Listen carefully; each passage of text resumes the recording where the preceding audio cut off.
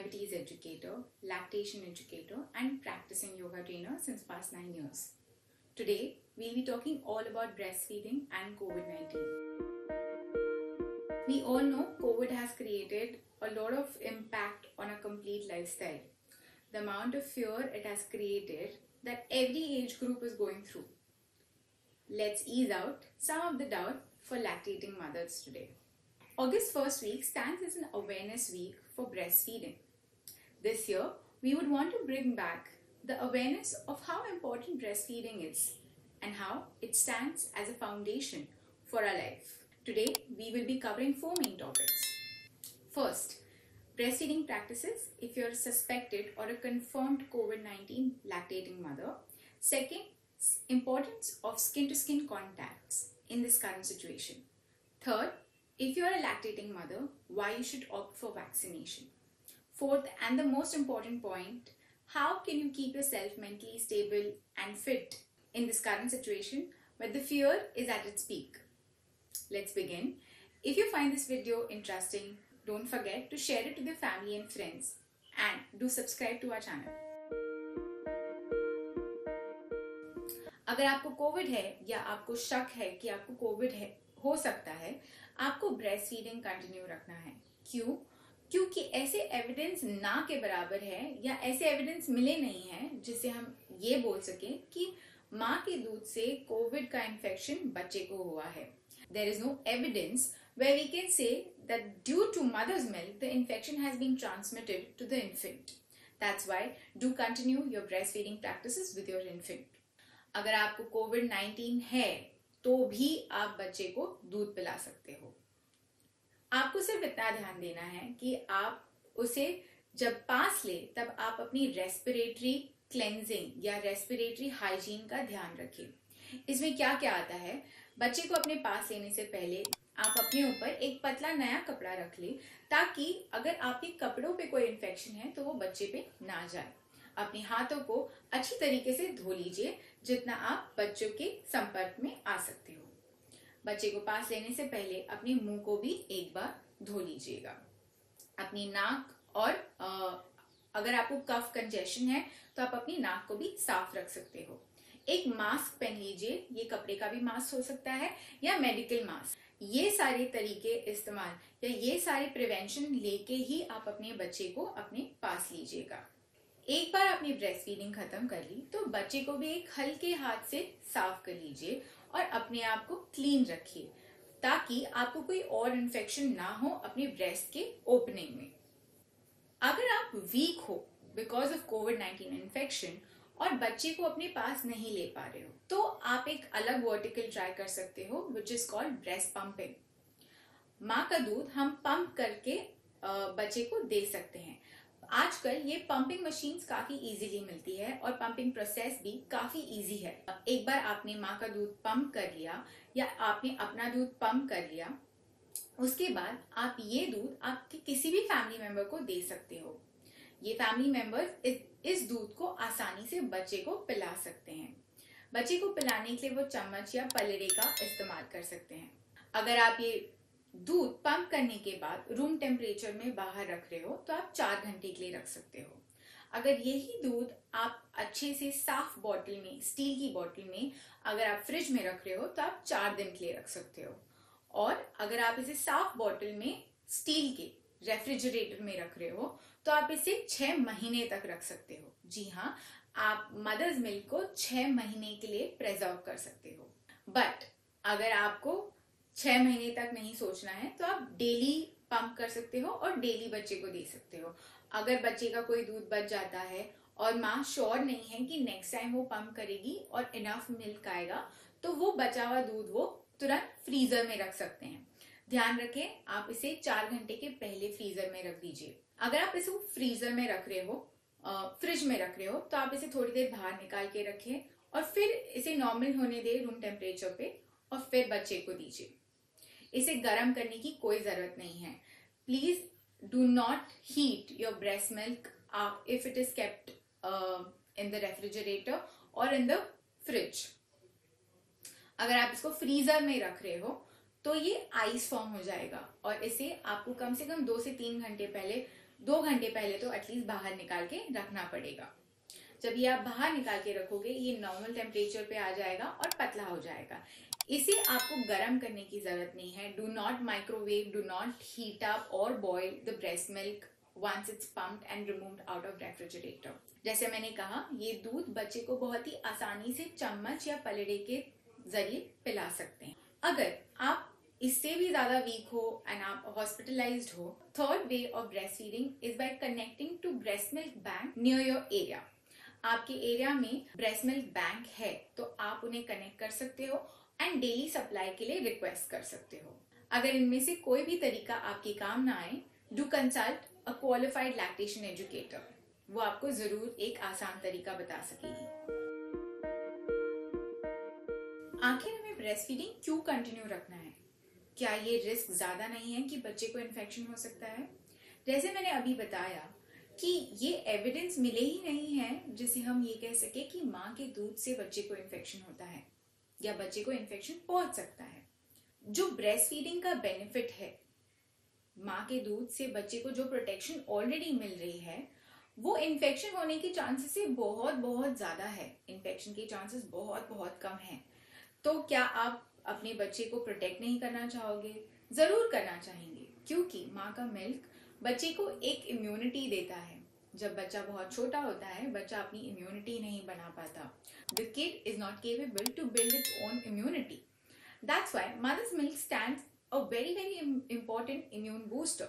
It can prevent from a lot of health issues, not only at that small age but in the near future. माँ के दूध से बच्चा सिर्फ वही एज में प्रोटेक्ट नहीं होता, बल्कि आने वाले काफी सालों तक बच्चा प्रोटेक्टेड रहता है काफी इन्फेक्शन से और काफी मेडिकल कंडीशन से, जैसे कि obesity, diabetes, blood pressure, asthma, cancer, a lot of these things. Breast feeding is just not milk, और ब्रेस्ट फीडिंग सिर्फ खाना नहीं है। ब्रेस्ट फीडिंग एक मेडिसिन है बच्चे के लिए। That's why we would request you to continue your breast feeding practices even if you are a COVID suspect और a confirmed mother. Second, importance of skin to skin contact. Skin to skin contact आखिर होता क्या है? Skin to skin contact बहुत ही simple सी चीज है। जब बच्चा और माँ एक साथ हो, एक दूसरे के पास हो और एक दूसरे की स्किन टू स्किन कनेक्टेड रहे, इससे बच्चा काफी सेफ फील करता है। दुनिया में ऐसी कोई जगह नहीं जो इससे ज्यादा सेफ फील कराए एक बच्चे को, जबकि ये बच्चा काफी छोटा होता है और इसे इस जगह से ज्यादा और सेफ मेंटली, साइकोलॉजिकली और फिजिकली कोई नहीं रख सकता। जब बच्चा बहुत सेफ फील करता है तो उसकी बॉडी के रिएक्शंस काफी नॉर्मल और काफी सपोर्टिव होते हैं फॉर ब्रेस्ट फीडिंग। ये skin to skin contact mother और इन्फेंट का रिलेशनशिप स्ट्रॉन्ग करता है। एक माँ और बच्चे का रिलेशनशिप काफी स्ट्रॉन्ग करता है। Skin to skin contact practice करने से बच्चे का breast feeding duration and the quality of breast feeding improves. मतलब बच्चा बहुत ही अच्छे से लैच कर पाता है, बच्चा काफी देर तक दूध पीता है और बच्चा काफी हेल्दी रहता है। स्किन टू स्किन कॉन्टैक्ट से बच्चे को एक थर्मल स्टेबिलिटी मिलती है। मतलब माँ का बॉडी टेम्परेचर बच्चे की बॉडी के टेम्परेचर से मैच होता है और वो बच्चे को थर्मल रेगुलेशन में हेल्प करता है। काफी बार बच्चों को अगर माँ से अलग रखें तो बच्चों को एक स्ट्रेस होता है ड्यू टू सेपरेशन। ये स्ट्रेस बच्चे को काफी डिस्टर्ब कर सकता है और स्ट्रेस बच्चों में इन्फेक्शन होने के चांसेस बढ़ जाते हैं क्योंकि उनकी इम्यूनिटी और नीचे हो जाती है। When the mother and the child is practicing skin to skin contact, the child doesn't go through any kind of shock of separation, and that's why the baby is much happier and safer with the mother. Again, this improves its immunity to fight any kind of an infection. That's why, just because of the fear that you can get COVID-19 infection, you will stop practicing skin to skin contact. That would be a wrong decision. So, do practice skin to skin contact with your infant. अगर आप skin to skin contact practice करेंगे तो आपका bond आपके बच्चे के साथ काफी स्ट्रॉन्ग रहेगा। The better you bond, the better you lactate, the better you lactate, the better immunity child will receive. And if child receives better immunity, he has a stronger immunity power to fight against infection. अगर आपको COVID-19 है तो भी आप बच्चे को same room में रख सकते हो, बट 6 फीट की दूरी पे। और माँ को मास्क पहनना बहुत जरूरी है। अगर माँ चाहती है कि बच्चा थोड़ी देर के लिए बाहर रहे तो बच्चा बाहर भी रह सकता है, बट ये बहुत जरूरी है कि माँ बच्चे के साथ जरूर बॉन्ड करे कुछ देर के लिए। जैसे मैंने भी कहा, अगर माँ का और बच्चे का बॉन्ड ज्यादा अच्छा रहेगा तो माँ लैक्टेट ज्यादा अच्छे से करेगी। So we know what are the importance of skin to skin contacts and how it plays an important role in such situation of COVID-19 and improving the immunity of mother and the child both. Third, if you're a lactating mother, why you should opt for COVID-19 vaccination? अगर आप अपने बच्चे को अपना दूध पिला रहे हो तो आपको COVID-19 का वैक्सीनेशन क्यों लेना चाहिए?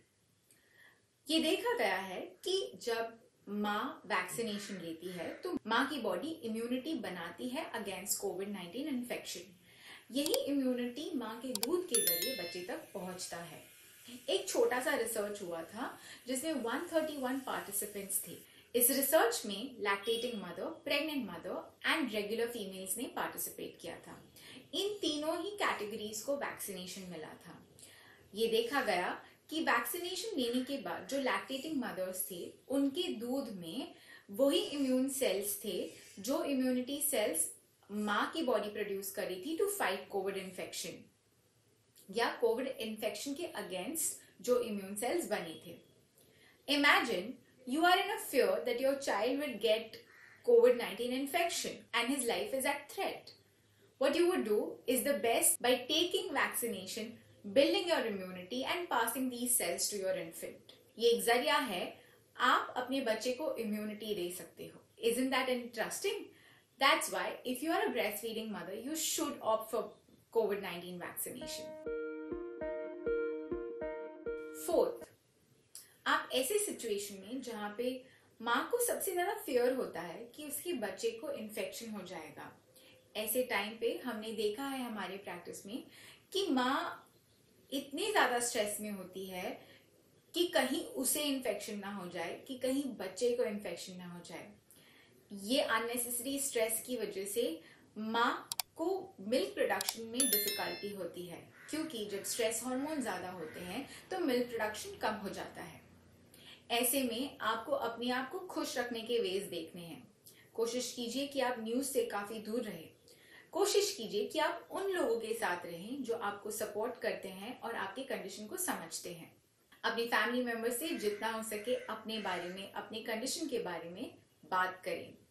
आप जितना इस बारे में बात करोगे, अपनी फियर के बारे में बात करोगे, आपको उतना पता चलेगा कि ये फियर एक्चुअली में है नहीं, ये सिर्फ आपके डर की वजह से पैदा हो रहा है। जितना हो सके आप अपने क्लोज फैमिली मेंबर्स जैसे कि पेरेंट्स, सिबलिंग्स या हस्बैंड से जितना आप रिक्रिएशनल एक्टिविटी के बारे में बात करें उतना ज्यादा बेटर रहेगा। Try and find out ways to play with your kid. Involve your husband in this. Involve your husband in taking care of the kid and plan something for your kid. कोशिश कीजिए कि आप दिन भर में कुछ time ऐसा बिताएं जब माँ और बच्चा एक रूम में है एंड माँ बच्चे से बात करने की कोशिश कर रही है। इससे माँ को मेंटल स्टेबिलिटी मिलती है और बच्चा माँ से काफी अच्छे से कनेक्ट कर सकता है। If you are a new mother and if you are really tired of having kid 24/7 with you, make sure you divide time between you and your husband. अगर आप बच्चा आपके पास पूरे दिन रहता है तो इस टाइम तो ये रिस्पॉन्सिबिलिटी को आप अपने हस्बैंड के साथ डिवाइड कर सकते हैं। जब बच्चा आपके पास है तब अपने हस्बैंड को कंप्लीट रेस्ट दीजिए और जब बच्चा आपके हस्बैंड के पास है तब आप कंप्लीट रेस्ट लीजिए। इससे क्या होगा कि आपको ब्रेक भी मिल जाएगा और आप एंथुजियास्टिक भी रहोगे बच्चे के पास वापस जाने के लिए। सबसे इम्पोर्टेंट पॉइंट, आप मेडिटेशन कर सकते हो। मेडिटेशन बहुत ही सिंपल है और कॉम्प्लिकेटेड नहीं होता। इसके लिए कोई इक्विपमेंट्स की जरूरत नहीं होती। इसके लिए आपको सिर्फ एक शांत रूम और आप चाहिए हो। आप सिंपल ब्रीदिंग प्रैक्टिस से भी स्टार्ट कर सकते हो या एक शॉर्ट गाइडेड मेडिटेशन भी ले सकते हो। This is all about lactation and covid situation. I hope ये वीडियो में आपको काफी इंफॉर्मेशन मिला होगा कि ऐसे सिचुएशन में आप अपनी रिलेशनशिप, अपनी ब्रेस्ट फीडिंग प्रैक्टिसेस को कैसे हैंडल कर सकते हो। अगर आपको ये वीडियो पसंद आया है तो इसे शेयर करना ना भूलें। This was for breast feeding awareness in the year 2021 in collaboration with Just for Hearts.